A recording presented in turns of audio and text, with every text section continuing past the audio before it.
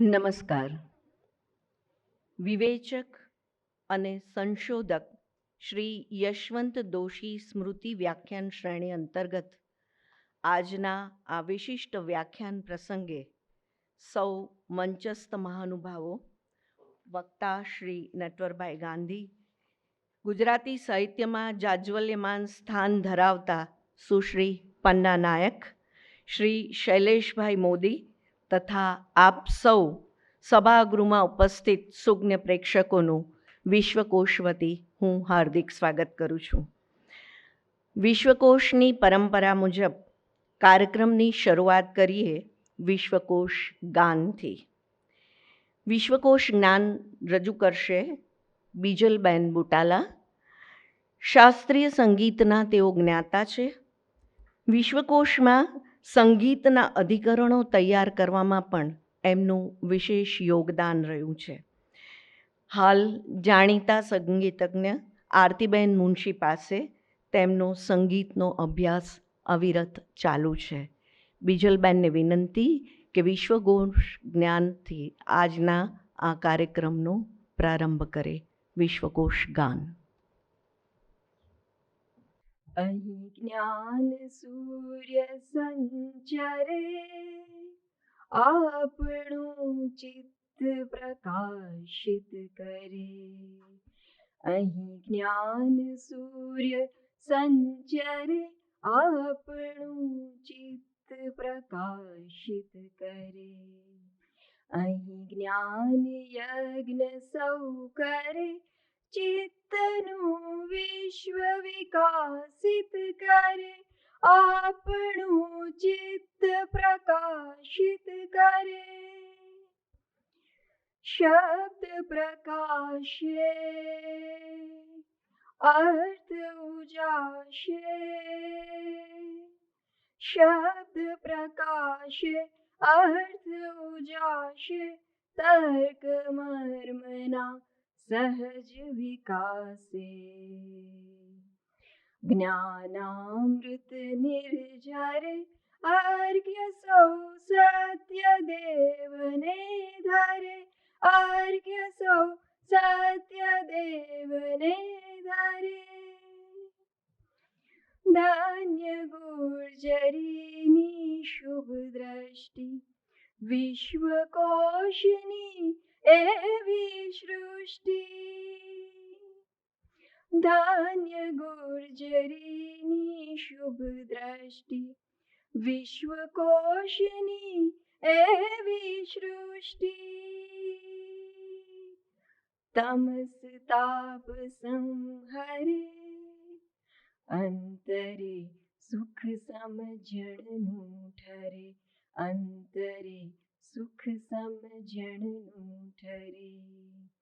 અહીં જ્ઞાન સૂર્ય સંચરે, અહીં જ્ઞાન યજ્ઞ સૌ કરે.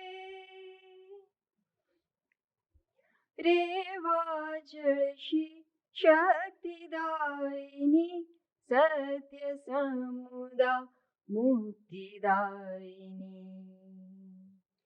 રેવા જળશી શક્તિદાયિની, સત્ય સમુદા મુક્તિદાયિની. વિશ્વ વિહાર જ કરે, શીલ સત્વ સંભરે.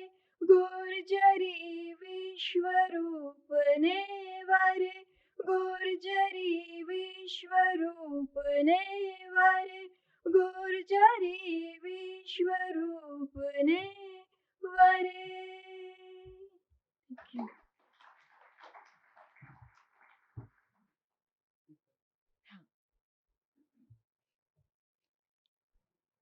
પન્નાબેન નાયકની એક મારી ગમતી કવિતા નું પઠન કરું છું. મારું એકાંત. મને ગમે છે મારું એકાંત. ઘોંઘાટ શમી ગયો હોય છે, ચિત્ત શાંત થયું હોય છે. પછી મારી માટેની શોધ આરંભાતી હોય છે. અને કાવ્યની પ્રથમ પંક્તિ રૂમઝૂમ કરતી આવતી હોય છે મારી પાસે. અને હરજી એટલે હું જે સમજી છું એ પ્રમાણે હરિ ઈશ્વર અને હરજી હળવે હળવે મૂકતા હોય છે હાથ મારે ખભે, મને ગમે છે મારું એકાંત. Thank you.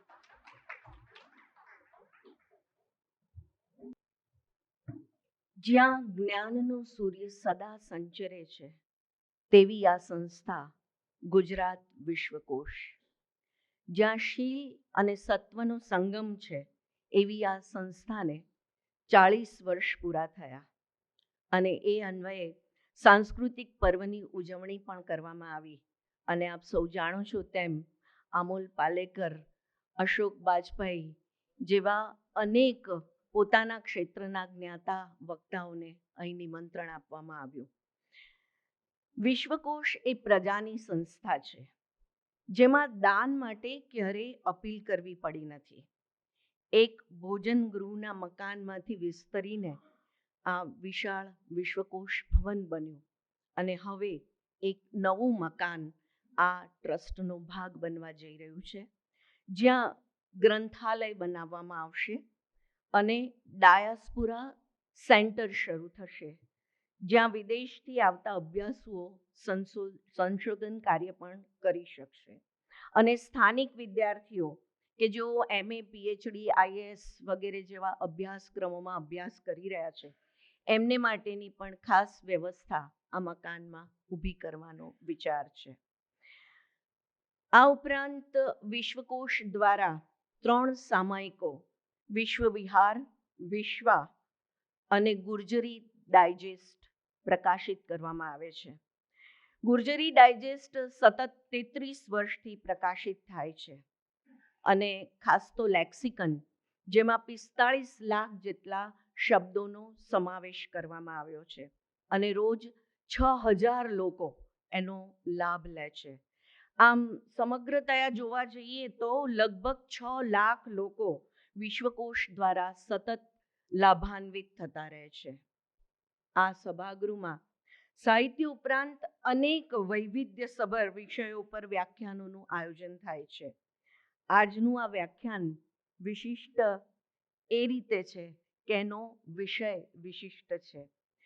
તો આ વિશેષ પ્રસંગે વિશ્વકોશ સંસ્થાના આમંત્રણને માન આપીને શ્રી જશવંતભાઈ મોદી આપણી વચ્ચે ખાસ ઉપસ્થિત છે, જેઓ લોસ એન્જલસથી ખાસ અત્રે પધાર્યા છે.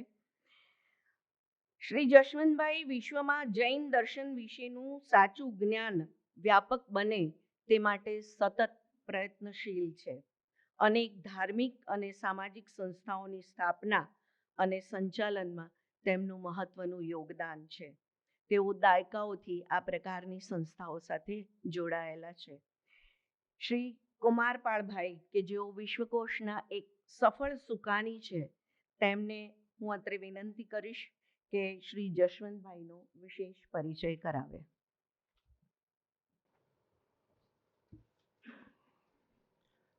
વિશ્વની પરિસ્થિતિ આપણે સૌ જાણીએ છીએ ડોનાલ્ડ ટ્રમ્પને કારણે, પણ આજે વિશ્વકોશની પરિસ્થિતિનો હું વિચાર કરું છું કે આજે 2 વ્યક્તિઓ અને બંને એવી કે પોતાના ક્ષેત્રમાં ખૂબ નામના પ્રાપ્ત કરેલી, અને એ આજે ડાયસ પર હોય અને સામે એક ત્રીજી વ્યક્તિ સભાગૃહમાં હોય, આવો એક ત્રિવેણી સંગમ એ આજે સધાયો છે. આદરણીય શ્રી નટવરભાઈ ગાંધી, બહુ આનંદ એ છે કે ભારત આવવાના હોય એ પહેલાં મને જાણ કરી દે કે હવે હું 1-1.5 મહિના પછી આવું છું, અને આપણે અમદાવાદના લોકો તરત બુકિંગ કરી દઈએ કે આ તારીખ નક્કી છે, તમે આવો અને અહીંયા કાર્યક્રમ છે. એટલે ખૂબ આની પહેલાં પણ તેઓ આવ્યા છે અને એક વિશ્વકોશના ખૂબ એક આપણને સૌને માર્ગદર્શક બને એવી વ્યક્તિ છે. જશવંતભાઈ મોદી એ પોતે હમણાં ભારતના પ્રવાસે હતા, એક જૈન ઇન્ટરનેશનલ કોન્ફરન્સ હતી એમાં હતા. આપણે એમને કહ્યું કે તમે અહીંયા આવ્યા છો તો પછી થોડુંક અમને પણ આચમન પ્રાપ્ત થાય, એટલે એ પણ આવ્યા છે. પન્નાબેન આપણા બહુ જ સમર્થ કવયત્રી અને જે સૌ કોઈ જાણીએ છીએ એમની 60 વર્ષની સાહિત્યની તપશ્ચર્યા. ડૉક્ટર હસમુખભાઈ શાહ એ પણ જશવંતભાઈ સાથે આવ્યા છે અને અહીંયા મહાવિજન વિદ્યાલય અને અનેક સંસ્થાઓમાં એ બહુ કાર્યરત છે, ડૉક્ટર છે. નીતિનભાઈ શુક્લ એ અમારા આદરણીય ટ્રસ્ટી છે અને દીપ્તિબેન જોશી જે સંચાલન કરે છે. આમ તો એમને સંચાલન કરવાનું કહેવું મારા માટે મુશ્કેલ હતું. એનું કારણ કે પોતે ઇન્કમટેક્સ કમિશનર હતા, એટલે ઇન્કમટેક્સમાં કોઈક બહુ મોટી જગાએ કામ કરતા, નિવૃત્ત થયા, પણ અદ્ભુત સાહિત્યનો પ્રેમ અને દર્શકના નાટકો જે એમને ભજવ્યા છે એ હજી આજે પણ એ દીપ્તિબેનની જે નાટ્યસૂચ છે એને યાદ કરે છે. અને અમારે ત્યાં જે વિશ્વા સંસ્થા ચાલે છે, જે ધીરુબેને શરૂ કરેલી બહેનો માટેની સંસ્થા, એનું પણ એ માર્ગદર્શન કરતા રહે છે. આજે એક અર્થમાં કહું તો કવિતા, કરવેરા અને કર્તવ્ય પરાયણતાનો ત્રિવેણી સંગમ મને આજે જોવા મળે છે. અને ત્યારે મારે જે વાત કરવાની છે એ નીતિનભાઈ શુક્લ એ પોતે નટવરભાઈના પરિચય આપશે, પણ મારે જે આપ સૌને વાત કરવી છે એ જશવંતભાઈ મોદીની. જીવનમાં એવું બનતું હોય છે કે આપણને કોઈક વસ્તુનો અભાવ હોય, પછી એ વસ્તુને આપણે બીજા અભાવવાળા લોકોની ક્યારેય ચિંતા નથી કરતા. જશવંતભાઈની મોટામાં મોટી વિશેષતા એ છે, હું એમ કહું છું કે એવરેસ્ટને 29,029 ફૂટ એવરેસ્ટ ઊંચો છે. હિન્દ મહાસાગર 25,938 ફૂટ ઊંડો છે અને નર્મદા ડેમ એ 3,980 ફૂટ પહોળો છે. હવે તમે એવરેસ્ટને કહો થોડોક ઊંચો થા, હિન્દ મહાસાગરને કંઈક થોડો જરા ઊંડો બન, નર્મદા ડેમને તો કહેવાય જ નહીં કે તું જરા વધારે પહોળો થા, શું થાય આપણે સૌ જાણીએ છીએ. ત્યારે આ બધામાં કોઈ વિસ્તરી શકે એવું નથી. ત્યારે જશવંતભાઈ એક એવી વ્યક્તિ છે કે જેનું હૃદય એટલું વિસ્તર્યું છે કે કોઈ વાત ન પૂછો. એનું કારણ શું? એનું કારણ એમણે જીવનમાં જેનો અભાવ જોયો, એવો અભાવ બીજાને ન થાય એની એમણે હંમેશા ચિંતા કરી. એટલે કરુણા જેને કહીએ છીએ આપણે, એવી કરુણા એમનામાં જોવા મળે. જન્મ ગોધરામાં એક મધ્યમ વર્ગીય કુટુંબમાં થયો. માતા એમને ધાર્મિક કથાઓ કહેતી અને એ ગજસુકુમારને આ બધી જે જૈન ધર્મની કથાઓ છે એ વાત કરતી અને એમાંથી એમને ધર્મસિંચનના સંસ્કારો પ્રાપ્ત થયા. અમદાવાદ આવ્યા, સેન્ટ ઝેવિયર્સ કોલેજમાં સાયન્સમાં એડમિશન મળ્યું, પરંતુ મહાવીર જૈન વિદ્યાલય રહેવું ક્યાં? તો એ મહાવીર જૈન વિદ્યાલયમાં રહી શકે, પણ મહાવીર જૈન વિદ્યાલયમાં એમને એડમિશન મળ્યું નહીં. એટલે એક વર્ષ પોતાના સગાઓ, સ્નેહીઓ અને મિત્રોને ત્યાં રહ્યા અને પછી ત્યાં એમને અનુભવ થયો કે કોઈક બીજાને ત્યાં રહેવું પડે, વિદ્યાલય જેવી કોઈ સંસ્થામાં ન રહી શકાય. એ ક્ષણે એમને નક્કી કર્યું કે આવી રીતે જો હોસ્ટેલમાં રહેવા ન મળે તો કઈ મુશ્કેલી પડે છે, એટલે મારે એક એવું કરવું છે કે આ વિદ્યાલયો એટલા સ્થાપવા કે કોઈ પૈસાદાર વિદ્યાર્થી નહીં, પણ કોઈ સામાન્ય વિદ્યાર્થીને પણ આર્થિક મુશ્કેલીને કારણે એ વિદ્યાલયમાં ન રહી શકે એવું ન બને. અને એને માટે એમણે સુરતમાં, વડોદરામાં, અમદાવાદમાં એમની પાસે જે દાન ગંગા કહું તો ચાલે, એ દાન ગંગા વહાવી અને આજે અનેક વિદ્યાર્થીઓ એનો લાભ લઈ રહ્યા છે. એમને બીજે વર્ષે એડમિશન મળ્યું વિદ્યાલયમાં. પછી લોન સ્કોલરશિપ વિદ્યાલયમાં આપે છે. વિદ્યાર્થી ભણતો હોય વિદેશમાં તેને લોન સ્કોલરશિપ આપે છે અને એ દિવસથી એમને એ લોન સ્કોલરશિપ પર ભણ્યા અને પછી પોતે બીજે મેડિકલમાં ડૉક્ટર થઈને MBBS થઈને અમેરિકા જવાનો વિચાર કર્યો. વ્યક્તિના અભાવ કેટલી મુશ્કેલી અને અવરોધ ઊભા કરતો હોય છે એનું એક ઉદાહરણ છે. અને એ સમયે એમણે વિદેશ જવાનું કેવી રીતે જવું, કારણ કે પૈસા તો હતા નહીં. અને ત્યારે HKના અમારા અધ્યાપક દામુભાઈ ગાંધી જે ત્યાં રેક્ટર હતા, એમણે એમને મદદ કરી અને અમેરિકાની ટિકિટ 9,000 રૂપિયા એ લાવવા ક્યાંથી, તો 3 મિત્રો પાસેથી એ એમને રકમ લીધી, જેનું એમને અનેક ગણું ઋણ હવે ચૂકવી આપ્યું છે. શિકાગોમાં ઇન્ટરનલ મેડિસિનમાં અભ્યાસ કરી ગેસ્ટ્રોએન્ટ્રોલોજિસ્ટ બન્યા અને ખૂબ નામના મેળવી 1983થી 2014 સુધી. અને એમાં એમને એક એવું હતું કે ત્યાં લોસ એન્જલિસમાં હોલિવૂડના બધા અદાકારો અને અભિનેત્રીઓ હોય, એટલે એ બધા એમના એ ક્લાયન્ટ હતા. એમના પત્ની મીરાબેન એમના આગ્રહ અને એમની સાથે એમણે ઘણા નવા કામો કર્યા. એમણે એક વિચાર એ કર્યો કે હું આ જૈન ધર્મ શબ્દ લઈને ગયો, પણ ભાગ્યે જ કોઈ લોકો જાણે. કોઈ પૂછે તો કે હિન્દુને જાણતા, જૈનને નહીં જાણતા, કોઈ ફિલોસોફીને નહીં જાણતા. ત્યારે એમણે વિચાર કર્યો કે આધુનિક અંગ્રેજીમાં પશ્ચિમની વિચારધારાના સંદર્ભમાં આ ધર્મના સિદ્ધાંતો મારે લોકોને આપવા, અને એને માટે એમને જુદી જુદી યુનિવર્સિટીમાં ચેર શરૂ કરી, એન્ડોવમેન્ટ આપ્યું. અને જાણીને આપણને આનંદ થાય કે વિશ્વની 30 જેટલી કોલેજો અને યુનિવર્સિટીઓમાં એમને આ રીતે જૈન ચેર શરૂ કરાવી. એમાં કેટલાક અંગ્રેજ અધ્યાપકો છે, કેટલાક અમેરિકાના જે અમેરિકન લોકો છે, પણ એ બધા દ્વારા આ કર્યું. બીજી વાત એ કે એમણે જે કંઈ રકમ આપી અને જ્યાં એન્ડોવમેન્ટ શરૂ થયું ત્યાં જશવંત મોદી નહીં, મીરાબેનનું નામ પણ નહીં, કોનું નામ, એ બધી જગ્યાએ એમને જૈન તીર્થંકરોના નામ ઉપર આ સંસ્થા શરૂ કરી, આ ચેર આપ્યું. એટલે ક્યાંક શાંતિનાથ ચેર હોય, ક્યાંક બીજી ચેર હોય, એવી રીતની એમને આખી ઊભી કરી. એમને અનેક એવોર્ડ મળ્યા છે. 2023ની 24મી ઓક્ટોબરે બ્રિટનમાં જૈન ઓલ પાર્લામેન્ટરી ગ્રુપ દ્વારા હાઉસ ઓફ કોમન્સમાં પણ એમને મોટો એક એવોર્ડ આપવામાં આવ્યો. લોસ એન્જલિસ સંસ્થાના પ્રમુખ છે અને ઘણા વર્ષો સુધી પ્રમુખ તરીકે કામ કર્યું. ભારતમાં પણ એકલ વિદ્યાલય હોય, જયપુર ફૂટ હોય, લીલા આર્ટ ઇન્સ્ટિટ્યૂટ હોય, એમને પ્રાચીન ભાષાઓમાં રસ છે, એટલે પ્રાકૃત સ્ટડીઝ હોય, વિહારધામ હોય, રાજકોટની બ્લડ બેંક હોય, આ બધા માટે કામ કર્યું. અને એમની ઈચ્છા એવી છે કે યુવાનોમાં એક નેતૃત્વ આવે, ધર્મની સાચી ભાવના આવે, ઇન્ટરફેથ એટલે કે જુદા જુદા ધર્મોની સમજ ઊભી થાય સૌમાં, અને સિનિયર સિટીઝનને વ્યવસ્થા થાય સારી એને રહેવા માટેની. આ બધા આશયથી અહીંયા આવે છે.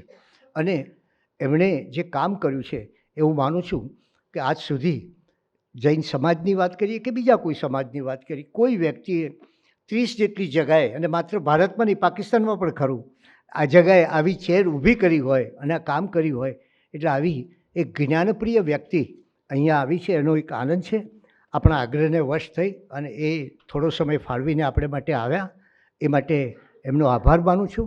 અને નટવરભાઈ તો અમારા સ્વજન છે, એમની વિશેષ વાત તો નીતિનભાઈ કરવાના છે.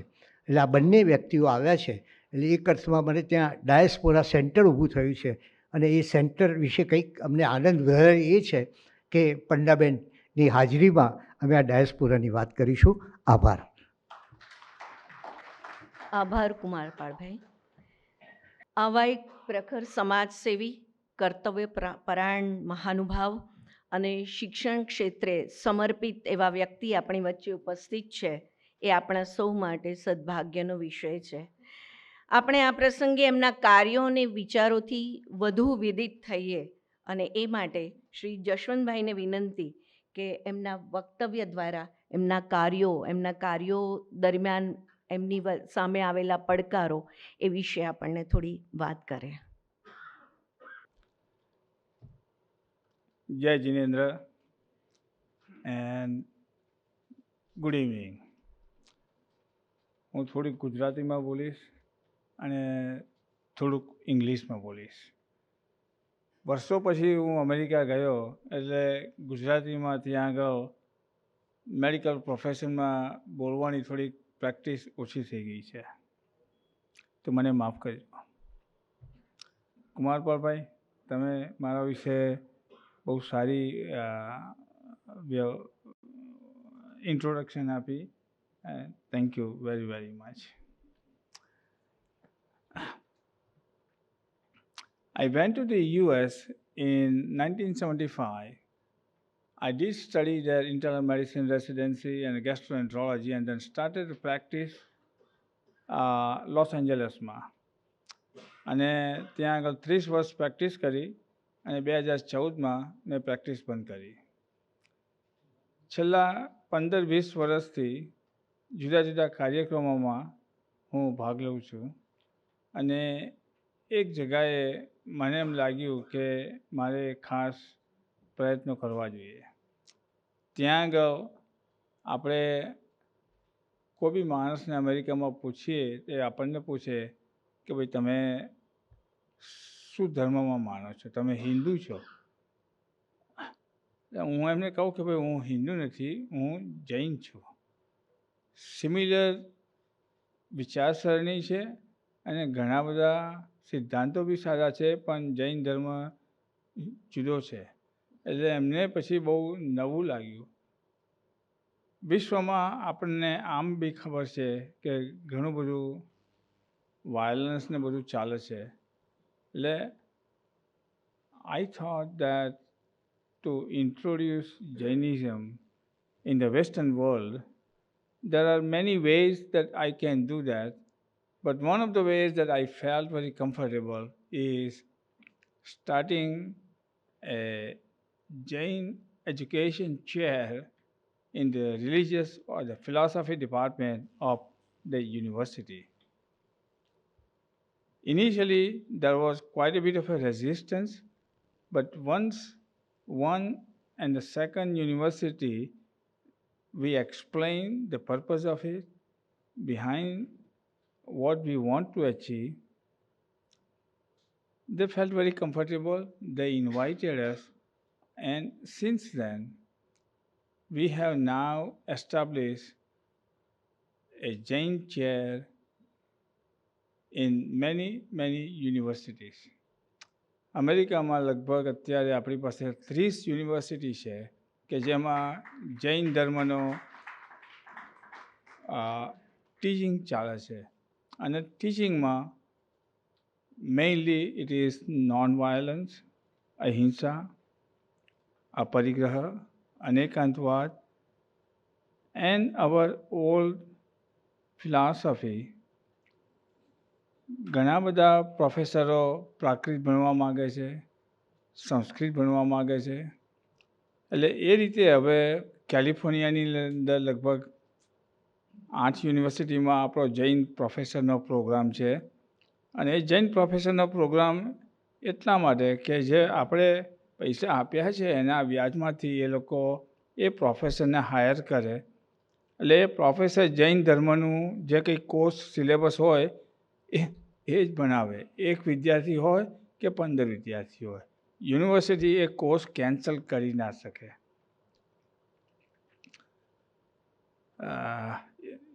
ઇલિનોયમાં બી અમારી પાસે હવે યુનિવર્સિટી છે કે જ્યાં જૈન ચેર છે.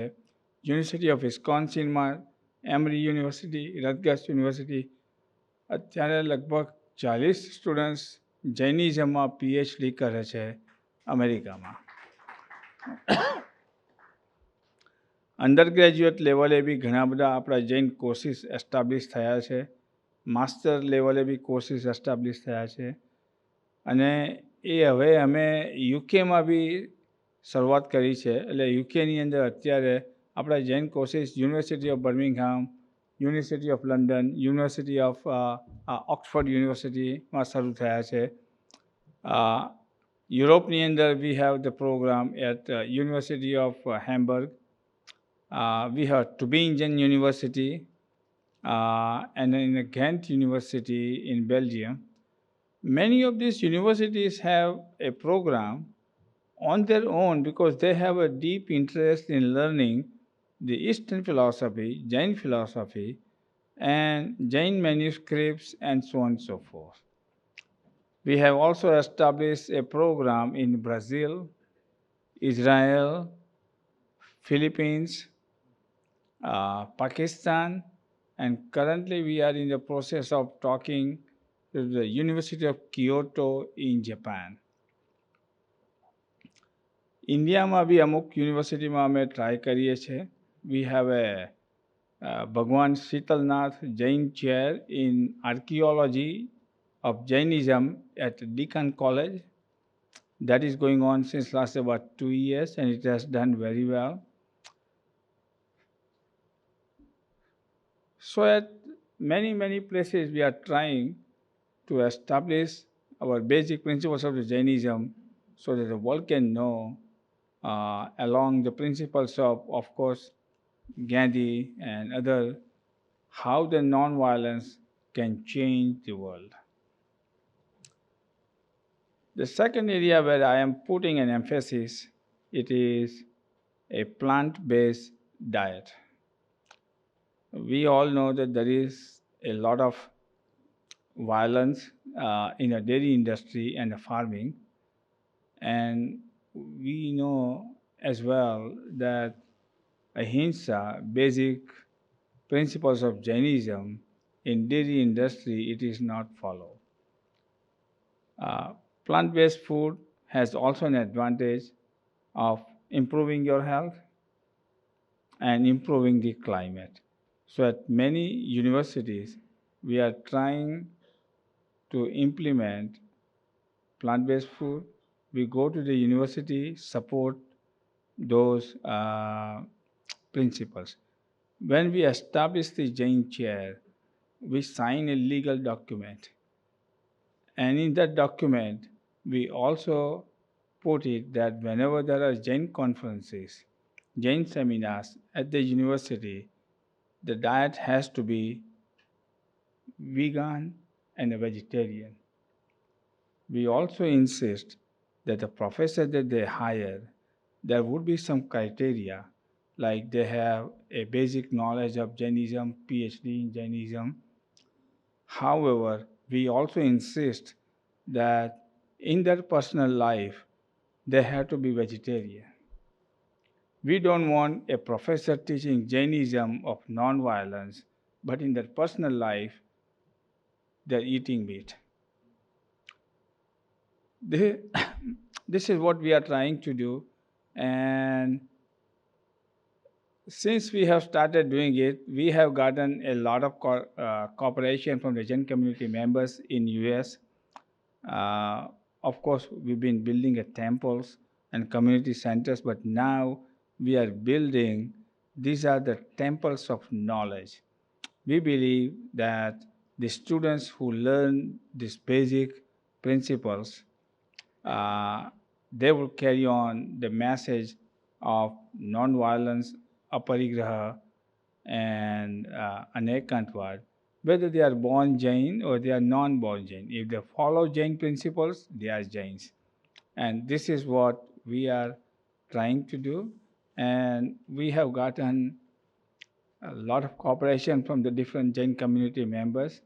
As Kumar Palbhai said, that when we established the chair, we put our Tirthankar's name, and anybody can contribute $5,000, they can contribute $50,000. And overall, our community there for this particular purpose has raised more than $50 million. And when we have raised $50 million, the university has matched the funds in a different capacity, giving room, giving professors remaining salaries and everything. Our $50 million has been matched overall, I would say about another $150 million. So basically, now we have a $200 million investment into the basic principles of Jainism that we can spread around the world. And I appreciate you listening to me, this different perspective. I know that this audience is kind of used to listening different things, but I got an opportunity. I'm here for a week, and Kumar Palbhai, thank you very much for giving me this opportunity to say my heart. Thank you very much. આભાર જશવંતભાઈ. જૈન ધર્મનો મધ્યવર્તી વિચાર અહિંસા, non violence, લાગે છે કે સમગ્ર વિશ્વએ આજે આ વિચારને વિસારે પાડી દીધો છે. જેટલું બને એટલું જલ્દી આ વિચારને ફરીથી અંગીકાર કરવાની એક તાતી જરૂરિયાત આજના સમયની છે.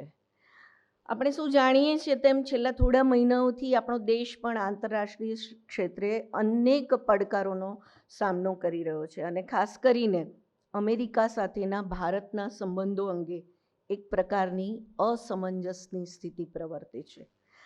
અમેરિકા તરફથી ભારતને રોજ એક નવી તાકીદ કરવામાં આવે છે.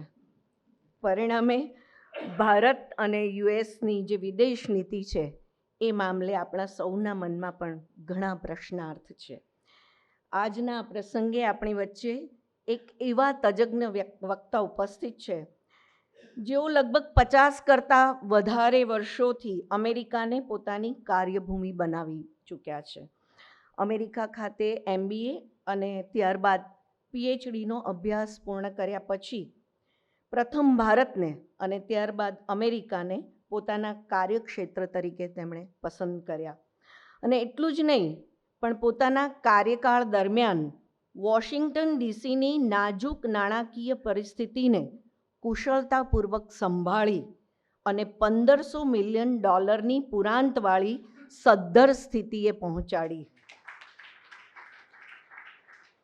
આપણી વચ્ચે શ્રી નટવરભાઈના નિત્ય સંગાથી એવા ગુજરાતી ભાષાના પ્રખર કવયત્રી પન્ના નાયક પણ ઉપસ્થિત છે.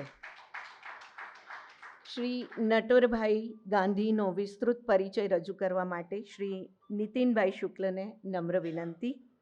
નીતિનભાઈ ગુજરાતની અનેક કોર્પોરેટ સંસ્થાઓ સાથે સંકળાયેલા છે. ગુજરાત વિશ્વકોશ ટ્રસ્ટને શ્રી નીતિનભાઈનો સહકાર અને માર્ગદર્શન સતત મળતા રહે છે. અને એટલે જ આપણે સૌ જોઈ શકીએ છીએ કે આવા મહાનુભાવોના સહકારથી આ સંસ્થા ઉત્તરોત્તર પ્રગતિના સોપાન સર કરી રહી છે. શ્રી નીતિનભાઈ. ગુડ ઇવનિંગ મિત્રો. બહેને એક સિનોપ્સિસ જો ટૂંકમાં પરિચય તો આપ્યો જ છે, પણ થોડોક એને લંબાવીને કહું, અને બહુ લંબાવીશ નહીં, કારણ કે આપણે બધા જ ઇન્ક્લુડિંગ મી નટવરભાઈને સાંભળવા માટે ઉત્સુક છીએ. નટવરભાઈની વાત કરું પહેલાં પન્નાબેન અહીંયા છે તો બે વાત એમને માટે પણ કહી દઉં. તમે બધા જાણતા જ હશો, પણ પન્નાબેન બહુ જ જાણીતા કવયત્રી છે. 92 વર્ષના નવયુવાન કવયત્રી છે. એમના પ્રવેશ, વિદેશીની, ફ્લેમિંગો અને સર્ચિંગ ફોર હોમ અને એમના 11 કાવ્ય સંગ્રહોમાંથી ચૂંટેલા કાવ્યો, એસ્ટ્રોલોજર સ્પેરો, બધા બહુ જાણીતા કાવ્ય સંગ્રહો છે. પન્નાબેન પેન્સિલ્વેનિયા યુનિવર્સિટીના ફિલાડેલ્ફિયા સ્થિત યુનિવર્સિટીમાં ચીફ લાઇબ્રેરિયન વર્ષો સુધી હતા. અને એક જે ડાયસ્પોરાની જે વાત કરી, ડાયસ્પોરાનો જે જુરાપો હોય એ એમણે એમના શબ્દોમાં હું જો સમઅપ કરું તો એમણે લખ્યું છે એક જગ્યાએ કે I am wondering between 2 worlds, one already dead and the other powerless to be born. આ જે ડાયસ્પોરાનો જે જુરાપો છે એમાંથી બહુ સરસ વ્યક્ત થાય છે. Thank you very much Pannaben. તમને મળી બહુ, તમે અમારી વચ્ચે છો, બહુ આનંદ છે. આજના આપણા વક્તા નટવરભાઈ વિશે હું આ પહેલાં પણ અહીંયાથી બોલી ચૂક્યો છું. એમનો એક બહુ લાંબો 2 કલાકનો ઇન્ટરવ્યૂ પણ લીધો છે, એટલે વધારે નહીં કહું. 1940માં સાવરકુંડલામાં એમનો જન્મ. સાવરકુંડલાથી આપણા ડૉક્ટર માનસતા સાહેબને રતિલાલ બોરીસાગર સાહેબ પણ અહીંયા છે. સાવરકુંડલા કદાચ કોઈને ખબર નહીં હોય, પણ જે રીતે બુડા પેસ્ટ, એ બુડા અને પેસ્ટ 2 ગામ છે અને વચ્ચેથી નદી વહે છે, એમ સાવર અને કુંડલા 2 ગામ છે અને વચ્ચે કુંડળી નદી વહે છે. એ રીતે સાવરકુંડલા એ રીતનું છે. 1940માં એમનો જન્મ. 1957 સુધી એ સાવરકુંડલામાં જ રહ્યા, ત્યાંથી ભણ્યા અને પછી એ મુંબઈ આવ્યા. મુંબઈમાં સિડના કોલેજમાંથી એમણે BCom કર્યું. પછી એ લોકોને ભણાવતા જાય ને ભણતા જાય એ રીતે એમણે અભ્યાસ પૂરો કર્યો. અને પછી જે રીતે ફિલ્મોમાં 3rd assistant director, 4th assistant director, 5th assistant director હોય, એ રીતે મૂળજી જેઠા માર્કેટમાં જોડાયા.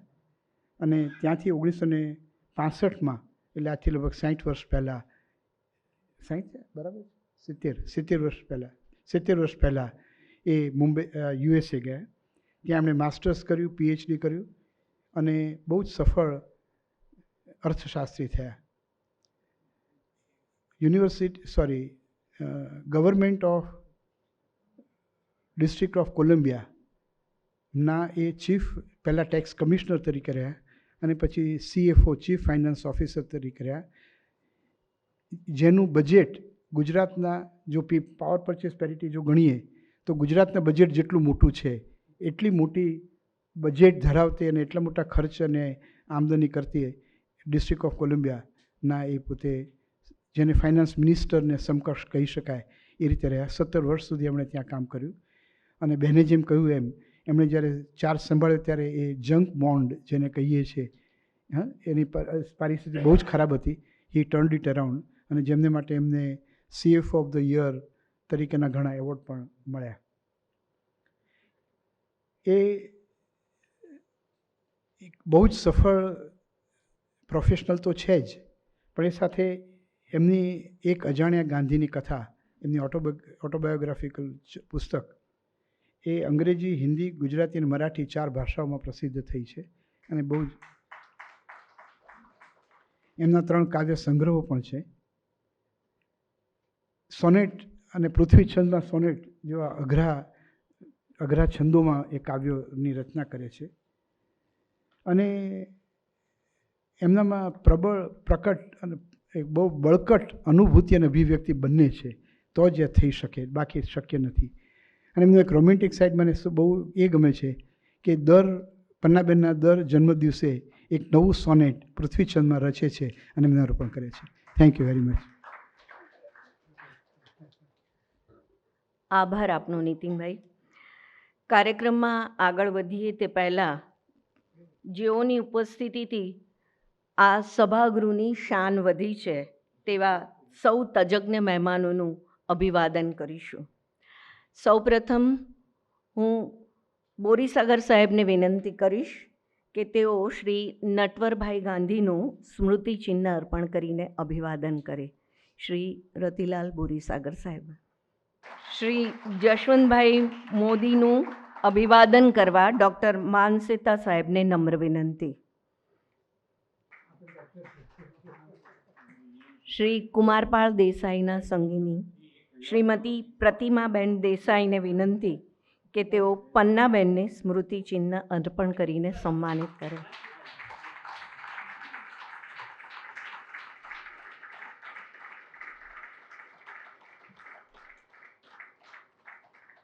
હજુ 10 દિવસ પહેલાં જ વિશ્વકોશના નારીકોશના વિમોચનનો પ્રસંગ આ સભાગૃહમાં યોજાઈ ગયો.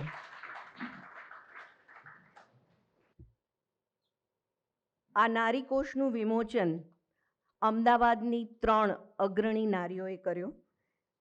એક તો જે ખૂબ જાણીતા છે, હિંમતપૂર્વક પોતાના જજમેન્ટ આપવા માટે તેવા ન્યાયાધીશ જ્યોત્સનાબેન યાજ્ઞિક, સામાજિક કાર્યકર રેનાના ઝાબવાલા અને જાણીતા લેખિકા દેવાંગી ભટ્ટ, આ 3 નારીઓએ આ નારીકોશનું વિમોચન કર્યું. અને અત્રે પધારેલ પન્નાબેનનો વિશિષ્ટ નારી રત્ન તરીકે ઉલ્લેખ કરવામાં આવ્યો છે આ નારીકોશમાં. તો એ નારીકોશના એક નાનકડા ફકરાનું હું અત્રે વાંચન કરીશ. વિદેશમાં વસતા ગુજરાતી કવયત્રી વિશે જો વિચારીએ તો મનમાં પ્રથમ નામ આવે છેલ્લા 6 દાયકાથી ફિલાડેલ્ફિયામાં વસતા પન્ના નાયકનું. પન્ના નાયકે તેમની કવિતામાં એક સ્ત્રી જ અનુભવી શકે તેવા કોમળ સંવેદનો મૂક્યા છે. તેમની શૈલી પારદર્શક છે. તેમના કાવ્ય સંગ્રહો અને વાર્તા સંગ્રહો ગુજરાતી સાહિત્યનું ઘરેણું છે. આ નારીકોશના 3 ભાગ અત્રે આપણે પન્ના નાયકને અર્પણ કરીશું. પ્રતિમાબેનને ફરી એકવાર વિનંતી કે તેઓ આવે અને પન્નાબેનને નારીકોશ અર્પણ કરે. હું પણ સાથે જોડાઈશ.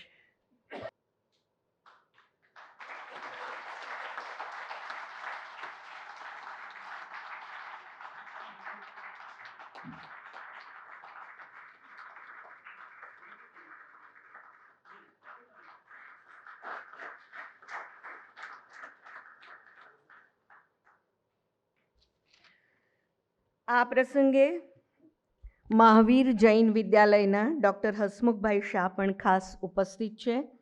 વ્યવસાયે તેઓ ડૉક્ટર છે. અમદાવાદના પ્રસિદ્ધ ડૉક્ટરમાં એમની નામના છે. મહાવીર જૈન વિદ્યાલય દ્વારા શિક્ષણ કાર્યને વેગ મળે અને સમાજમાં છેવાડાના માણસ સુધી શિક્ષણનો વ્યાપ વધે, આર્થિક પરિસ્થિતિને કારણે કોઈ શિક્ષણથી વંચિત ન રહે તે માટે તેઓ સતત પ્રયત્નશીલ છે. હું દર્શનાબેન કિકાણીને વિનંતી કરીશ કે પુસ્તક અર્પણ કરીને તેઓનું અભિવાદન કરે.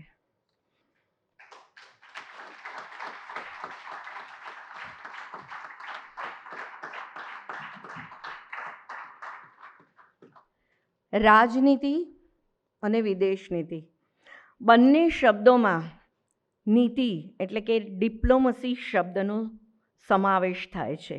સામાસિક શબ્દો છે, પણ હાલના સમયમાં આપણે ધીમે ધીમે રાજનીતિ શબ્દના પર્યાય તરીકે અનીતિ શબ્દનો સ્વીકાર કરી લીધો છે. કોઈ પણ ક્ષેત્રમાં હોય, રાજનીતિને અનીતિ સાથે જોડી દેવામાં આવી છે. આજના વ્યાખ્યાનમાં આપણે વિદેશ નીતિ વિશે જાણવા સાંભળવા સૌ આતુર છીએ. તો આજના આપણા તજજ્ઞ વક્તા વિષય નિષ્ણાત શ્રી નટવરભાઈ ગાંધીને તેમનું વક્તવ્ય રજૂ કરવા હું આપ સૌ વતી નમ્ર વિનંતી કરું છું.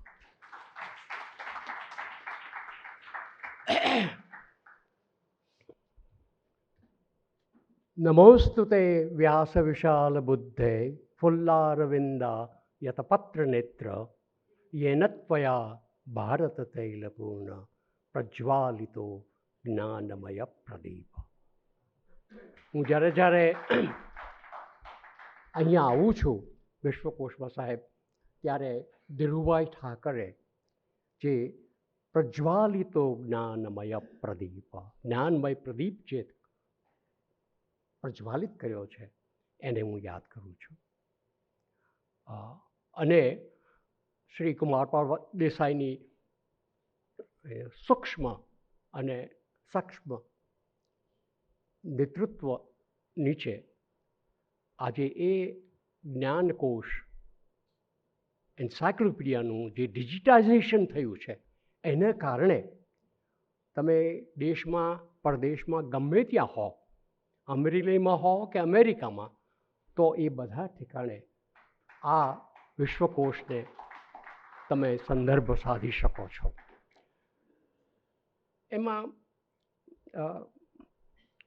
ધીરુભાઈ સાહેબની તો એક દ્રષ્ટિ, વિઝન હતું, પરંતુ એને ઓપરેશનલ બનાવવામાં જે કુશળતા જોઈએ એ હું કુમારપાળભાઈમાં જોઉં છું. ગીતામાં લખ્યું છે કે મારા પ્રિય ભક્તો કોણ? એમાં લખ્યું છે શુચિર દક્ષ. મારો ભક્ત જ કાંઈ વેવલો નથી, દક્ષ છે. એ દક્ષતા હું શ્રી કુમારપાળમાં જોઉં છું.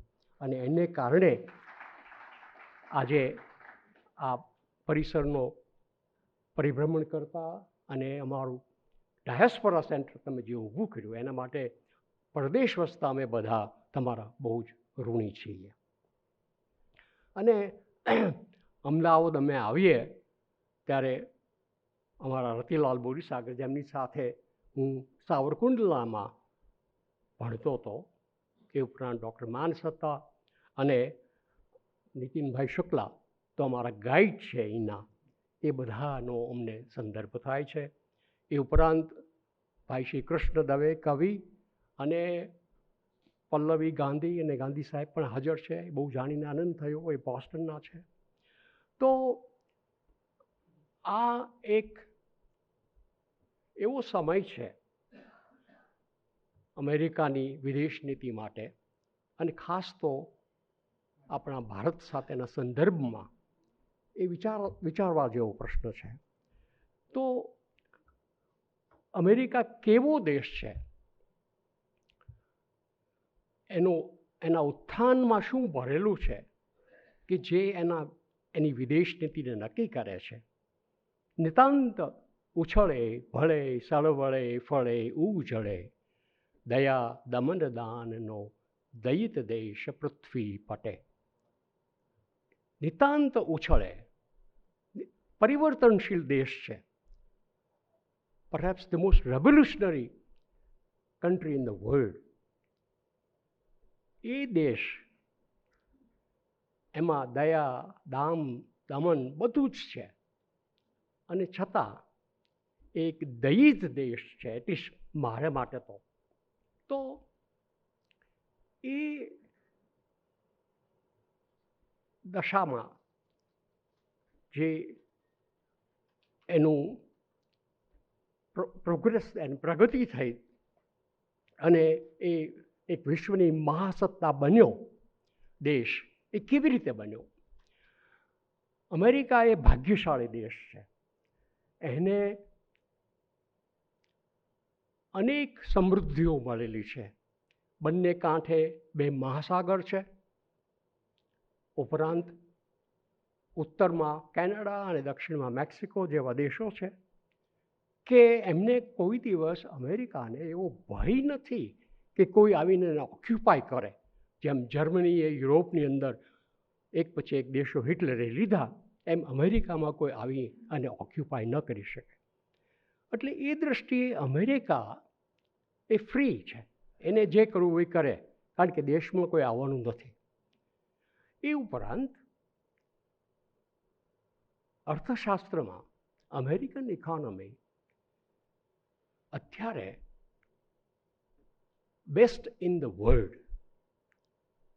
જે કોઈ દૃષ્ટિએ તમે જુઓ તો અમેરિકાનું અર્થશાસ્ત્ર છે એ મજબૂત છે, સમૃદ્ધ છે, સદ્ધર છે. અને 1945 પછી એ બંને વિશ્વયુદ્ધોમાં, પહેલું અને બીજા વિશ્વયુદ્ધમાં અમેરિકાએ છૂટકારે ન છૂટકે ભાગ લીધો. અમેરિકામાં પહેલેથી એક આઇસોલેશનિઝમ કે અમારે દુનિયાના પ્રોબ્લેમમાં પડવું નથી. ઠેઠ 1796માં જ્યોર્જ વોશિંગ્ટને કહ્યું નો ફોરેન એન્ટેંગલમેન્ટ. એ જ્યારે એનું ફેરવેલ એડ્રેસ હતું ત્યારે કીધું કે નો ફોરેન એન્ટેંગલમેન્ટ, અમારે બીજા કોઈના પ્રોબ્લેમમાં પડવું જ નથી. કારણ કે એ જમાનામાં યુરોપમાં વારંવાર ઝઘડાઓ થતા જ રહેતા હતા. અને તરત જ થોમસ જેફરસને 1801માં જ્યારે ઇનાગ્રેટ થયા ત્યારે એણે પણ એમ કીધું કે નો ફોરેન એન્ટેંગલમેન્ટ. એટલે આ જે પ્રવાહ છે અમેરિકાનો, એ દુનિયાથી દૂર રહેવાનો, અને છતાં એક વિશ્વસત્તા તરીકે એ દૂર રહી ન શકે. આજે સાહેબ હું 10 મુદ્દાઓ રજૂ કરવાનો છું. એમાં 3 મુદ્દાઓ અમેરિકાની 1945 પહેલાંની વિદેશ નીતિ માટે, અને 6 બીજા એની ટ્રમ્પે આવ્યા પછી શું ફેરફાર થયા એની વિશે, અને પછી ભારત સાથેના સંબંધો વિશે વાત કરીશ. સાહેબે મને 40 મિનિટ આપી છે. એ હું કંઈ ભાષણ કરવા આવ્યો નથી, મારે તો વાતચીત કરવી છે. અને બીજો એક પ્રશ્ન એ છે કે આટલા વર્ષો સુધી અમેરિકામાં રહ્યા પછી ગુજરાતી ભાષા ઉપરનો જે કાબુ જોઈએ એ નથી. એટલા માટે સાહેબની જેમ અમારે પણ અંગ્રેજીમાં થોડા શબ્દો બોલવા પડશે, તો માફ કરશો. અને જો ગુજરાતી બોલવાનો આગ્રહ રાખું તો એ ભદ્રમ ભદ્રી હશે, એ તમને પોસાશે નહીં.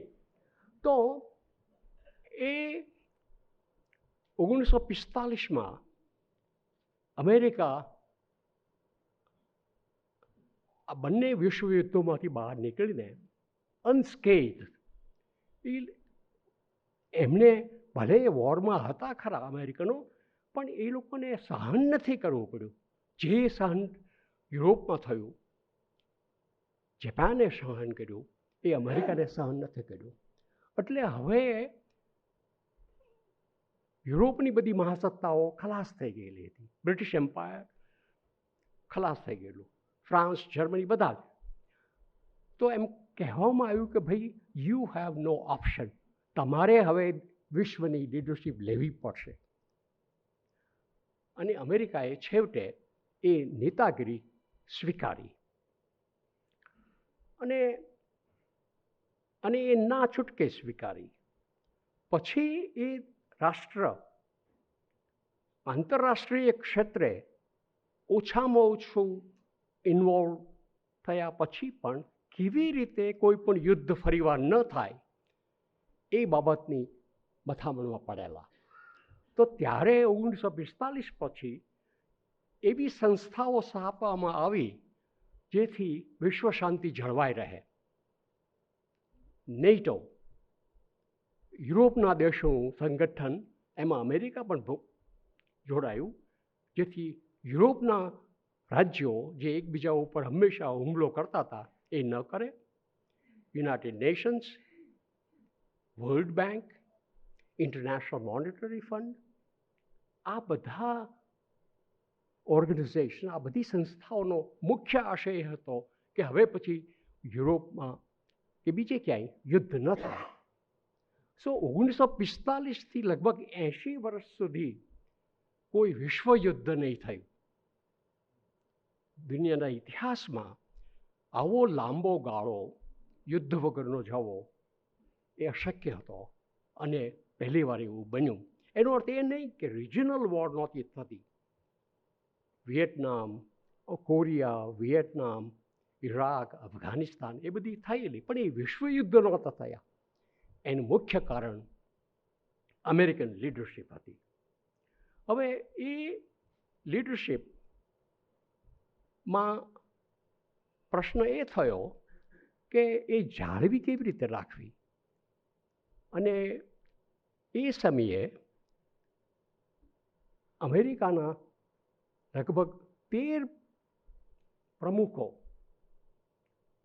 રિપબ્લિકન એન્ડ ડેમોક્રેટ, 1945 પછી Truman, Eisenhower, Kennedy, Johnson, Nixon, Ford, Carter, પછી રેગન, બંને Bush father and son, Obama, and આ બધા પ્રમુખો, રિપબ્લિકન એન્ડ ડેમોક્રેટ્સ, એ બધાએ નક્કી કર્યું કે ભાઈ ગમે તે કરો પરંતુ યુદ્ધ ન થવું જોઈએ. અને બધાએ અગ્રી થયા કે આ પ્રમાણે આપણે આપણી નેતાગીરી નીચે દુનિયાને શાંતિ આપવાની છે. એનો અર્થ એ નથી કે આપણે સાવ નિર્લિપ્ત છીએ, ઇન્વોલ્વ છીએ. અને એમણે એ પ્રમાણે એની વ્યવસ્થા કરવામાં આવી. આ બધું ઠેઠ અત્યાર સુધી જળવાઈ રહ્યું. છેવટે મિસ્ટર ટ્રમ્પ આવ્યા અને એમણે આ બધી બાજી બદલાવી. એણે કહ્યું કે ન, અમે હવે આ દુનિયાની નેતાગીરીમાં માનતા નથી. મારો આશય એવો છે કે અમે દુનિયાથી દૂર થઈ જઈએ, દુનિયાની જવાબદારી મુક્ત કરીએ. અને અમેરિકાએ જે રીતે યુરોપના દેશોની, એશિયાના દેશોની સંરક્ષણની જવાબદારી માથે લીધી હતી, એને કારણે એમાં જે અમે ખર્ચો કર્યો, એમાં જે અમે ભોગ આપ્યો, એને કારણે અમે અમારું પોતાનું કંઈ કરી નહીં શક્યા. એટલે કે we have to take care of ourselves now. અમારું ઇન્ફ્રાસ્ટ્રક્ચર જુઓ, અમારી એજ્યુકેશન ઇન્સ્ટિટ્યુશન જુઓ, આ બધામાં અમે ધ્યાન નથી આપ્યું. કારણ કે અમે યુરોપની અને જાપાનની સંભાળ લીધી. અને એ લોકો, યુરોપના લોકો, જર્મની પર્ટિક્યુલરલી અને જાપાન, એ લોકોની જવાબદારી અમે લીધી. એટલે એ લોકો હાવ ફ્રી થઈ ગયા અને એમણે પોતાના દેશનો, પોતાની વ્યવસ્થાનો બરાબર વિચાર કર્યો અને ખૂબ સમૃદ્ધ થયા. તો ટ્રમ્પનું કહેવું એમ હતું કે અમારા ખર્ચે આ બધા તાગડધીનના કરે છે, એ ન ચાલે. એટલે અમે વિથડ્રો કરીએ છીએ. જસ્ટ એકાદ મહિના પહેલાં ધી નેશનલ સિક્યુરિટી સ્ટ્રેટેજી નામનું એક નિવેદન ટ્રમ્પે બહાર પાડ્યું. એમાં કહ્યું કે હવે અમે અમારા પાડોશનો વિચાર કરશો, દુનિયાનો નહીં. એટલે લેટિન અમેરિકા, નોર્થ અમેરિકા એ જ અમારા વિષયનું સબ્જેક્ટ છે. યુરોપ, એશિયા નહીં. એટલે એનો અર્થ એ પણ ગણાય કે આજે રશિયા એમ નક્કી કરે કે અમારે યુક્રેનમાં જઈને વધુ ને વધુ ત્રાસ આપવો છે, અથવા બીજો કોઈ દેશ અમારે કબજે કરવો છે, તો એ સમયે અમેરિકા આવશે ખરું? એ બાબતમાં શંકા ઊભી થઈ.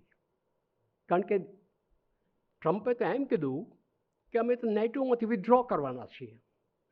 એ જ રીતે એશિયાની અંદર એશિયાના લોકો, particularly Japan, south Korea, Singapore, એમને થયું કે હવે અમારું શું, અમને કોણ રક્ષણ આપશે જો અમેરિકા વિથડ્રો કરે છે તો. એટલે આ પ્રમાણે ટ્રમ્પનો જે વિચાર હતો કે બધી રિજન છે, અમેરિકા, યુરોપ, એશિયા, એમાં અમે માત્ર અમેરિકાનો જ વિચાર કરશું, યુરોપે એનો વિચાર કરવાનો, એશિયાએ એનો વિચાર કરવાનો. એનો અર્થ એ પણ થયો કે ચાઇના નાવ હવે યુરોપમાં, રશિયા હવે એમને પોતાને જે કરવું છે કરી શકશે, કારણ કે અમેરિકા એમાં કાંઈ આડું આવવાનું નથી. આ એક મહાન ધરખમ ફેરફાર થયો. એ માન્ય કોઈને હતો નહીં, અને છતાં ટ્રમ્પે કહ્યું કે એમ કરવાનું છે. આને મોટો પ્રશ્ન એ થયો કે ટ્રમ્પ શા માટે એમ કહે છે? જે આગળ વાત કરી કે ભાઈ અમારા બલિદાનને કારણે, સેક્રિફાઇસીસને કારણે, ખર્ચાને કારણે તમે લોકો ખૂબ આગળ વધ્યા છો. અને અમેરિકન માર્કેટનું શું થયું કે એશિયાની અંદર જે બધી સસ્તા ભાવે જે મેન્યુફેક્ચરિંગ થતું હતું, પ્રોડક્શન થતું હતું, એ બધું હવે અમેરિકામાં ડમ્પિંગ થવા માંડ્યું છે. એ ન ચાલે. અમે જ્યારે અમારો માલ એક્સપોર્ટ કરીએ છીએ ત્યારે તમે ટેરિફ મૂકો છો અને તમારો માલ અહીંયા ઠાલવો છો. એ ન ચાલે. તો એને નક્કી કર્યું કે હવે જે કોઈ દેશ આવી રીતે ડમ્પિંગ કરે એને માટે અમે ટેરિફ મૂકશું. પણ એ તો એક્સ્ટ્રીમ ઉપર ગયા અને 80% જેટલા દેશો ઉપર એમને ટેરિફ મૂક્યો. કે જેવા દેશો આગળ અમેરિકાનું ટ્રેડ સરપ્લસ હતું તો પણ કોઈ ઢંગધડા વગરની વાત હતી. આ ટેરિફનો એક મોટો પ્રશ્ન ઊભો થયો જે આપણને પણ અફેક્ટ કરે છે, અસર કરે છે. એશિયામાં બીજા દેશોને અસર કરે છે, યુરોપમાં, મેક્સિકોમાં, કેનેડામાં, બધે જ. ટ્રમ્પની મોટામાં મોટી સમજૂતી એ છે, અથવા ગેરસમજૂતી એ છે કે મેન્યુફેક્ચરિંગ ઓપરેશન વળી પાછું અમેરિકામાં થવું જોઈએ. એ હવે શક્ય નથી. America is no longer a manufacturing society. It is not an industrial society. It's post-industrial society. એટલે કે 80 કરતાં વધારે ટકા એક્ટિવિટીઝ જે છે અમેરિકાની, જેમાં લોકોને જોબ મળે છે, એ હવે મેન્યુફેક્ચરિંગ જોબ નથી. જે એક જમાનામાં 70s, 80sની અંદર અમેરિકન ફેક્ટરીઝ, કારખાનાઓ બધા ધમધમાટ કરતા હતા, નો મોર. હવે જો મેન્યુફેક્ચરિંગ થાય છે એ તો હાઈલી ઓટોમેટેડ છે. બહુ જ ઓછા માણસોને એમાં જોબ મળે. તો પ્રશ્ન એ થાય છે કે એ ફરીવાર પાછું થઈ શકે ખરું? મારી દ્રષ્ટિએ આ મોટા મોટી ગેરસમજૂતી છે. એટલે એ ટેરિફથી પ્રશ્ન શું એનો નિકાલ થવાનો છે જ નહીં. ગમે એટલી તમે ટેરિફ મૂકો તો પણ એ અમેરિકામાં કોઈ દિવસ મેન્યુફેક્ચરિંગ પાછું આવવાનું નથી. હવે આ ટ્રમ્પને સ્વીકાર્ય નથી. બીજું એ છે કે એને ઇમિગ્રન્ટ્સ માટે મોટો વાંધો છે. અમેરિકા એ ઇમિગ્રન્ટ્સ, મારા જેવા ઇમિગ્રન્ટ્સનો દેશ છે, એમાં લોકો આવે છે એ એને ગમતું નથી. મૂળ તો પ્રશ્ન એ છે કે છેલ્લા 25 વર્ષથી અમેરિકાની અંદર જે વ્હાઇટ છે, પર્ટિક્યુલરલી રૂરલ વ્હાઇટ્સ, ગામડાઓમાં રહેતા વ્હાઇટ લોકો, નોટ એજ્યુકેટેડ પ્રોપરલી, એ બધાને એમ થયું છે કે આ દેશ અમારો નથી રહ્યો. હવે આ દેશ તો આ બધા કાળા અને brown, black and brown people આવીને વસે છે અહીંયા. અને એમનો એ ભય સાચો છે કે અત્યારે whites are not in a majority, they are in a minority. આ પ્રશ્ન એ લોકો સહન કરી શકતા નથી. પણ એનો કોઈ ઉપાય છે જ નહીં. કારણ કે તમે નવા આવતા લોકોને બંધ કરો. અને ટ્રમ્પે મોટું કામ એ કર્યું કે એને સધર્ન બોર્ડર છે અમારી, કે જ્યાંથી મેક્સિકો અને ત્યાંથી લોકો આવતા હતા લાખોની સંખ્યામાં, એ સદંતર બંધ કરી, ક્લોઝ ધ બોર્ડર. એ ઉપરાંત જે લોકો આવીને વસેલા છે, એમ કહે છે કે ગેરકાયદેસર આવેલા છે, એ બધાને હજારોની લાખોની સંખ્યામાં ધક્કા મારીને બહાર કાઢવામાં આવે છે. અને છતાં અમેરિકા એ હંમેશા ઇમિગ્રન્ટ્સનો દેશ રહેવાનો છે, આજે અને આવતીકાલે. એક તો અમેરિકામાં કામ કરનારા કોઈ માણસો નથી. એને માટે અમેરિકા ઇમિગ્રન્ટ વગર ચાલી જ ન શકે. એટ ધ હાઈએસ્ટ લેવલ અમારે ત્યાં જે ટેકનોલોજી છે, હેલ્થકેર છે, એ બધાની અંદર હાઈ સ્કિલ્ડ પીપલ જોઈએ. તો એ હાઈ સ્કિલ્ડ પીપલ અગેન આ બધા ઇમિગ્રન્ટ્સ છે. વિચાર કરો કે આજે અમેરિકાની ઉત્તમ ટેકનોલોજી કંપનીઓ, ગૂગલ, માઇક્રોસોફ્ટ, IBM, એ બધી કંપનીઓના મોટામાં મોટા અધિકારીઓ, ચીફ એક્ઝિક્યુટિવ ઓફિસર્સ ઇન્ડિયન્સ છે. ઇન્ડિયન્સ લાઈક મી, કે જે અહીંયા જન્મેલા હોય અને ત્યાં આટલી હદ સુધી પહોંચેલા હોય.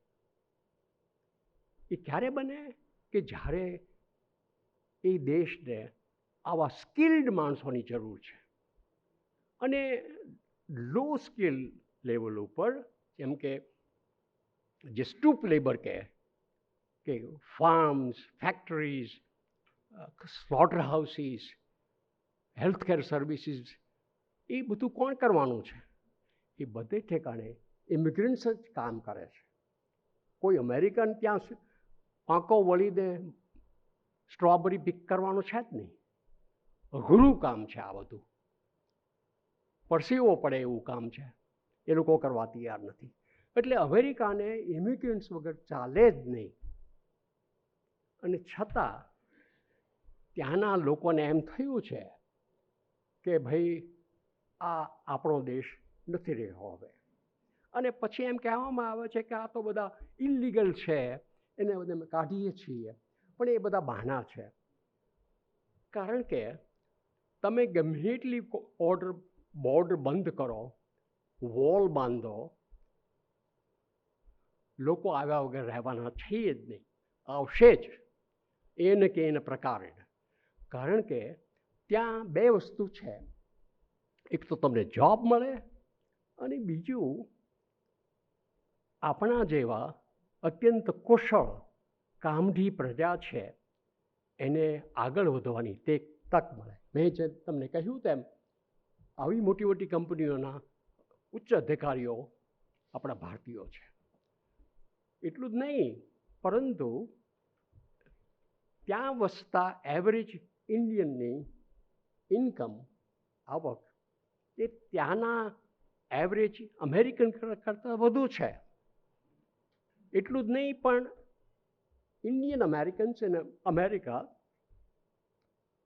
As a community has the highest collection of people in terms of income, highest level income Indians. હવે આ હકીકત એ સ્વીકારી શકતા નથી, અને છતાં આ ઇન્ડિયન્સ વગર, આવા ટેકનિકલ પીપલ વગર, ઇન્ડિયન, ચાઇનીઝ, એશિયન, વોટેવર, એ વગર દુનિયા, અમેરિકા ચાલે નહીં. એટલે એક જમાનામાં અમેરિકા પ્રોમિસ લેન્ડ ગણાતું હતું. તમે ત્યાં જાઓ, આગળ વધો. એ બંધ થયું. એટલે હવે ટ્રમ્પના આદેશને કારણે ઇમિગ્રેશન એટલીસ્ટ ટેમ્પરરી બંધ થયું. હમણાં જ ગયા અઠવાડિયે ન્યૂઝ સમાચાર હતા કે લગભગ 80 દેશોમાંથી જે વિઝા એપ્લિકેશન આવતી હતી એ બધી બંધ થઈ કે નહીં, એમાં પ્રોસેસ નહીં કરીએ. અને ત્યાં વસતા ઇમિગ્રન્ટ્સને કહે કે તમે પાછા વયા જાઓ. આ થોડા વખત રહેવાનું જ છે. અને મેં કહ્યું તેમ, જ્યાં સુધી ટ્રમ્પ છે ત્યાં સુધી આ પ્રશ્ન રહેવાનો છે. અને મારી સમજ મુજબ તો જ્યારે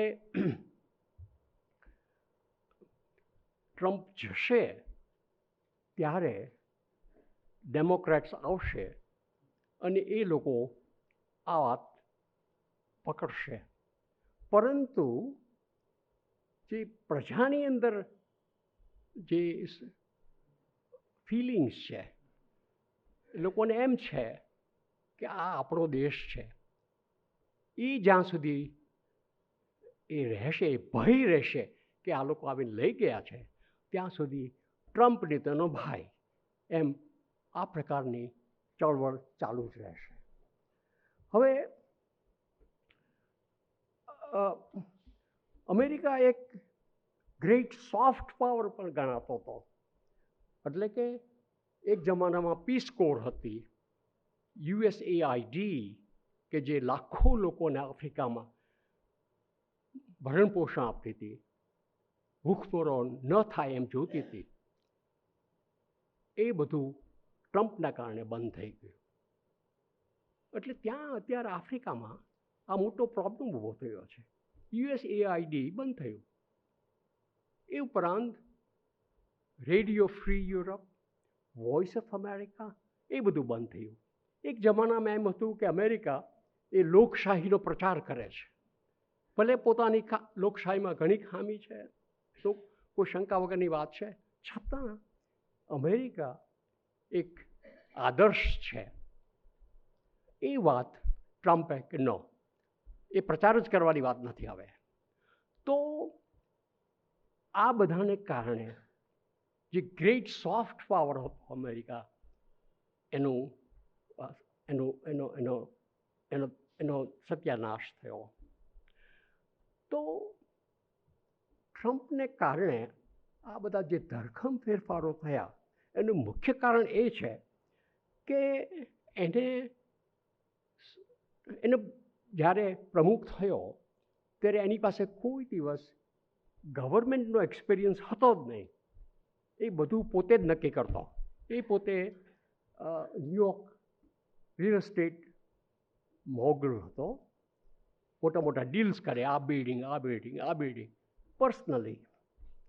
એટલે એને અમેરિકન સરકારને બેસિકલી પર્સનલ વ્યવહારમાં મૂકી દીધી, ટ્રાન્ઝેક્શનલ.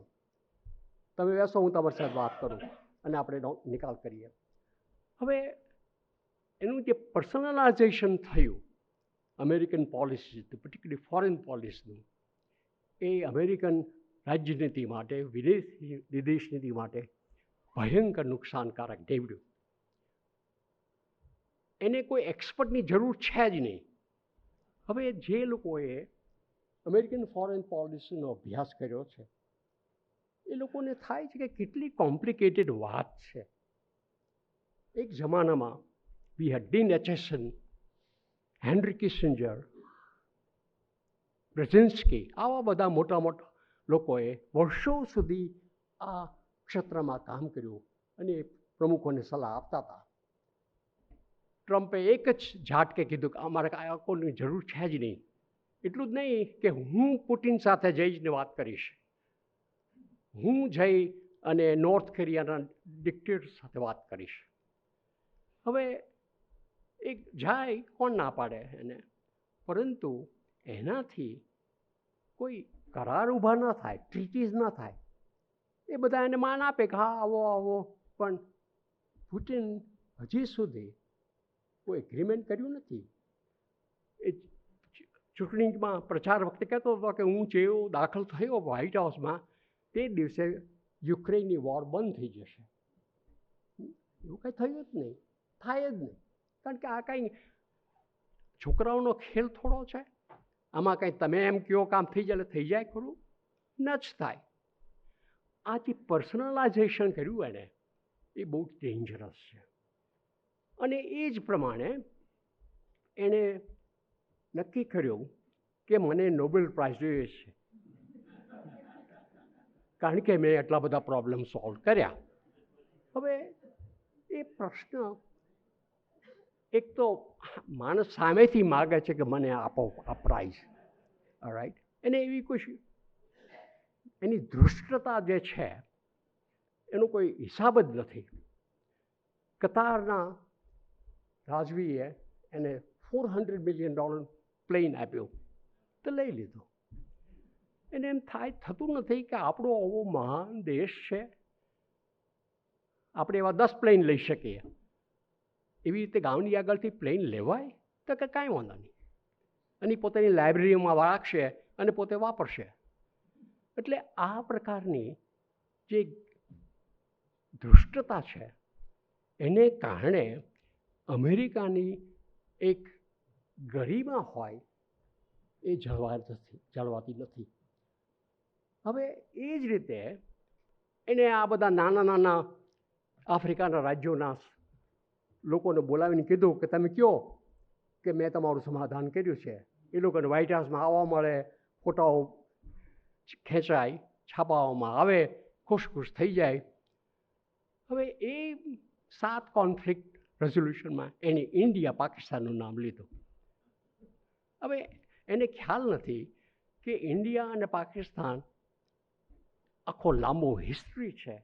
1947માં આપણને સ્વતંત્રતા મળ્યા પછી ઇન્ડિયા અને પાકિસ્તાન વચ્ચે 3 મોટી વોર થઈ, 47, 65 and 1971. આની ઉપરાંત અનેક પ્રકારના ચમકલાઓ તો થયા જ કરે, ટેરરિસ્ટ એટેક તો થયા જ કરે.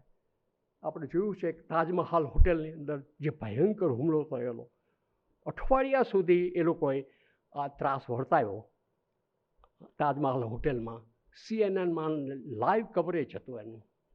એ ઉપરાંત અહીંયા સ્વામિનારાયણ ટેમ્પલમાં કરેલું, મુંબઈની ટ્રેનમાં કરેલું, આવું બધું તો ચાલ્યા જ કરે.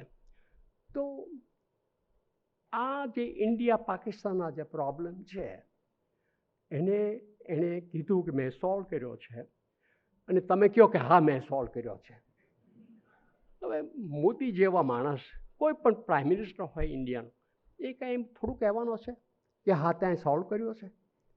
મોદીનો જવાબ સ્પષ્ટ હતો કે ભાઈ અમે અમારું સંભાળશું, પાકિસ્તાન વિશેના અમારા જે પ્રોબ્લેમ છે એ બધા અમે સંભાળીશું. અમે બહારના લોકોને કોઈ કહેવાનું નથી કે તમે આવીને એમાં આર્બિટ્રેશન કરો, મીડિયેશન કરો, સમાધાન કરો. નો, વી કેન મેનેજ ઇટ. એ આને માન્ય નહોતું. અને પાકિસ્તાને ચતુરાઈથી કીધું કે હા હા ત્યાં જ કર્યું છે, અને તને હું નોબેલ પ્રાઇઝ માટે રેકમેન્ડ કરું છું. આ એક ખુશામત કરવાની જે વૃત્તિ છે, અને ટ્રમ્પ ખુશામતથી જ આગળ વધે છે. તો એને કીધું હા હા બરાબર છે, હું તમને હેલ્પ કરીશ, તમારા ઓઇલ અને ગેસ રિસોર્સિસને એક્સપ્લોર થઈ શકશે. અને લોકો કહે ભાઈ ક્યાં છે ઓઇલ એન્ડ ગેસ રિસોર્સિસ અહીંયા, છતાં કહે છે હા કરશું. આ કારણે ટ્રમ્પ જે કીધું કે ઇન્ડિયન ઇકોનોમી ઇઝ ડેડ. હવે જેણે કાંઈ અર્થશાસ્ત્રનો ઓછામાં ઓછો અભ્યાસ હોય તો પણ કહે કે India is a leading power in the world, most populous country, and right now fourth largest economy in the world, and pretty soon would be a third largest economy in the world. એને એમ કે તમારી economy date છે, જેનો growth rate અત્યારે 6 to 7% છે. તો એ જે વાત કરે છે, ટ્રમ્પના મોટા મોટા પ્રોબ્લેમ જો હોય તો આપણે કહે ને રાજા છે એનું મોટું મોઢું છે, એના કાન કાચા છે, એમ આ ટ્રમ્પના બાબતમાં મોટા મોટો પ્રોબ્લેમ એનું મોઢું છે. જેમ મનમાં આવે એમ બોલી નાખે અને લોકોને ખબર ન પડે કે આમાં સાચું શું ને ખોટું શું. આજે ટેરિફ 10% છે, આવતીકાલે 15%, આવતીકાલે 50%. અને જ્યારે સામેનો કોઈ બળિયો મળે ચાઇના જેવો તો દેન કે નથી, કાંઈ નથી, બરાબર છે બધું. આ પ્રકારની જે અનઇવનનેસ છે, આ પ્રકારની જે બાંધછોડ છે, આજે આ કાલે ના, તો લોકોને થાય કે એમાં વિદેશ નીતિ શું છે. આજે કોઈને અમેરિકામાં આવીને મોટું પ્લાન્ટ નાખવો હોય $10 બિલિયન, તો એ લોકોને શ્રદ્ધા કેવી રીતે કે આ પોલિસી અત્યારે છે એ ચાલુ જ રહેશે? નો વે. તો પ્રશ્ન એ થાય છે કે આવા લોકો કેવી રીતે રાજ્ય કરી શકે. પરંતુ ભારત માટે એક વસ્તુ સ્પષ્ટ છે કે આપણે અને અમેરિકાને એક સંબંધ, સારો સંબંધ જાળવો જ જોઈએ, એમ આપણે માનીએ છીએ અને અમેરિકા પણ માને છે. અમેરિકાના 4 પ્રમુખો છેલ્લા 25 વર્ષમાં સમજીએ છે કે Bharat, India is a major country, great power, અને તમારે ચાઇનાની સામે જો કોઈ બુલવર્ક જોતું હોય તો ઇન્ડિયા છે. અને જ્યારે આપણે ન્યુક્લિયર પાવર બન્યા ત્યાર પછી આ ફંડામેન્ટલ ડિફરન્સ થયો અમેરિકાના ભારત પ્રત્યે વર્તન વિશેનો. તો એ જે સમજૂતી હતી 25 વર્ષની, એ ટ્રમ્પે 6 મહિના ફેંકી દીધી. પણ બધા સમજે છે કે આ લાંબુ ચાલે નહીં. હમણાં જે કચકચ થઈ છે એ ટ્રમ્પ ગયા પછી નીકળી જશે અને વળી પાછા આપણા અમેરિકાના અને દેશના, ભારતના સંબંધો સુધરશે જ. કારણ કે આ બંને દેશ માટે China is the major factor. Emerging China is a major factor. અમેરિકાને જો પેસિફિક પાવર થવું હોય તો એમણે ચાઇના વિશે વિચાર કરવો જ ઘટે. એટલું જ નહીં, પણ અમેરિકાના સાથી દેશો, જાપાન, સાઉથ કોરિયા, એ બધા દેશો માટે મોટા મોટો ભય છે એ ચાઇનાનો છે. એ જ રીતે આપણા માટે પણ મોટા મોટો ભય છે એ ચાઇનાનો છે. તો આ ચાઇના એક એવું ફેક્ટર છે કે જે અમેરિકા અને ઇન્ડિયાને એકબીજા સાથે વળી પાછું ભેગા કરશે. એટલે ટ્રમ્પ છે એક એવું એપિસોડ છે કે જે આવે ને જાય, પણ અત્યારે તો આપણે એ સહન કરવાનો રહ્યો છે. તો સાહેબ, આટલું મારે કહેવાનું છે. અને અગત્યની નોંધવા જેવી વાત એ છે કે આપણા માટે, ઇન્ડિયા માટે America is the biggest trading partner. આપણે ત્યાં આપણે $90 billion એક્સપોર્ટ કરીએ છીએ, અબાઉટ $50 billion ઇમ્પોર્ટ કરીએ છીએ, એટલે આપણે ટ્રેડ સરપ્લસ છે. અને બહુ જ ઇન્વેસ્ટમેન્ટ અમેરિકન કંપનીઓ તરફથી થાય છે ઇન્ડિયામાં. એટલે આ બધા ઇન્વેસ્ટમેન્ટને કારણે, આ બધા ઇકોનોમિક સંબંધોને કારણે ઇન્ડિયા અને USA વચ્ચે લાંબો તફાવત ન રહી શકે અને બંને સમાધાનથી આગળ વધવું જ જોઈએ.